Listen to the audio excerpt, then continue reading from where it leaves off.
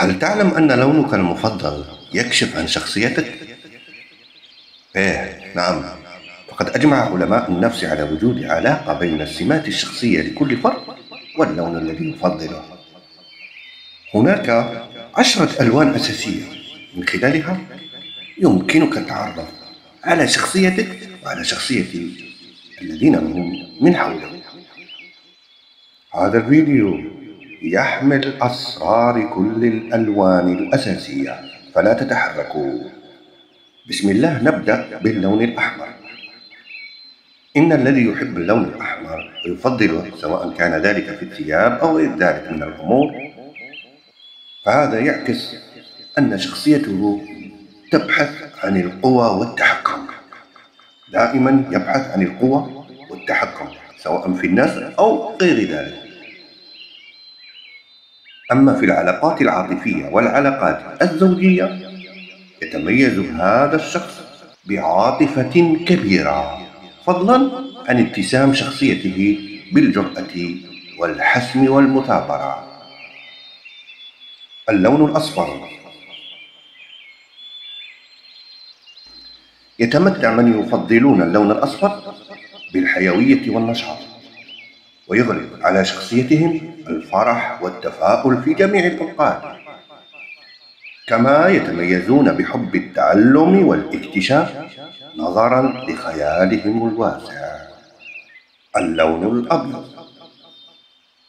في العموم يدل اللون الأبيض على الصفاء والنقاء والتمسك بالنظافة والاحترام المتبادل بين الطرفين، كما يكشف عن النشاط والحيوية وأحيانا حتى التحدي. اللون الأزرق.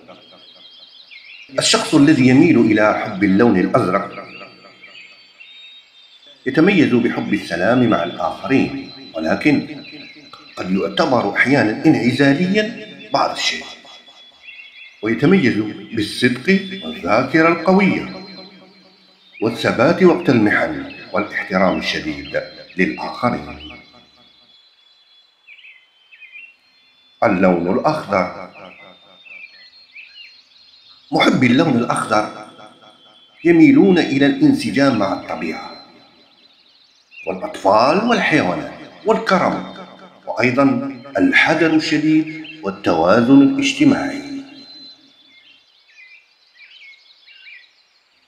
اللون الأسود. إذا كنت من محب اللون الأسود، فهذا يدل على أنك تحاول لا شعوريا بالحفاظ على مسافة بينك وبين الآخرين. وعادة ما يتميز محب هذا اللون بعدم تقبل آراء الآخرين والنقد ولا النقاش بسهولة. اللون البرتقالي. يميل أصحابه للرومانسية والسعادة والتغيير والمغامرة. أحيانا يصلون إلى حب السيطرة على الآخر. اللون البني. يتميز مفضلو اللون البني بالهدوء والخجل ويخشون من المبادرة. اللون الوردي. يدل على أن صاحبه ذات شخصية حالمة بأحلام الطفولة البريئة، ويحب أن يعيش في الخيال بسلام ولا يعكر صفوة شيء. اللون البنفسجي.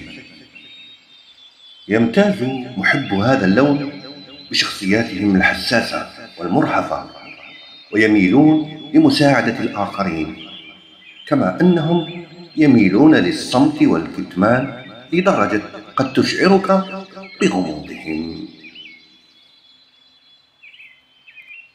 شكرا لكم على متابعة هذا الفيديو. كونوا بخير وإلى اللقاء.